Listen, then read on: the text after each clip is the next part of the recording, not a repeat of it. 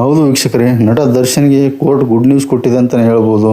ಹಾಗಾಗಿ ಇದರ ವಿಚಾರವಾಗಿ ನಾನು ಚರ್ಚೆ ಮಾಡೋಕ್ಕೆ ಬಂದಿದ್ದೀನಿ ವೀಕ್ಷಕರೇ. ಒಂದು ನಮ್ಮ ಚಾನಲ್ ಸಬ್ಸ್ಕ್ರೈಬ್ ಮಾಡ್ಕೊಳ್ಳಿ, ಲೈಕ್ ಮಾಡಿ, ಕಾಮೆಂಟ್ ಮಾಡಿ, ಶೇರ್ ಮಾಡಿ ವೀಕ್ಷಕರೇ. ಹೌದು, ಏನು ನಟ ದರ್ಶನ್ ಅವರೇನು ಈಗ ಜೈಲಿಗೆ ಹೋಗಿ 1 ವರ್ಷನೇ ಆಗ್ತಾ ಬಂತು.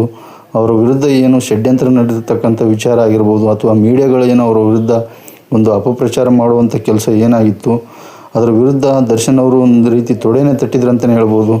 ಪತ್ನಿ ವಿಜಯಲಕ್ಷ್ಮಿ ಅವರ ಮುಖಾಂತರ ಕೋರ್ಟಿಗೆ ಒಂದು ಅರ್ಜಿ ಸಲ್ಲಿಸಿದರು.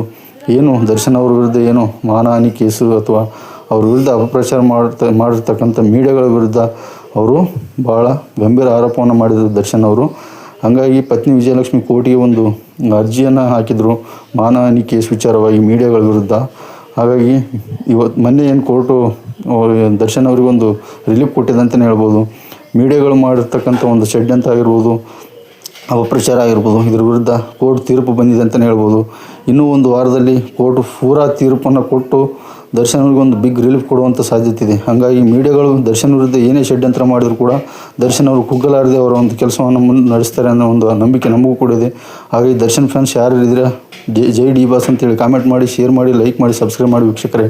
ಆದಷ್ಟು ಬೇಗ ನಮ್ಮ ಡಿ ಬಾಸ್ ಹೊರಗಡೆ ಬರಲಿ ಅಂತೇಳಿ ಹಾರೈಸೋಣ. ನಮಸ್ಕಾರ ವೀಕ್ಷಕರೇ.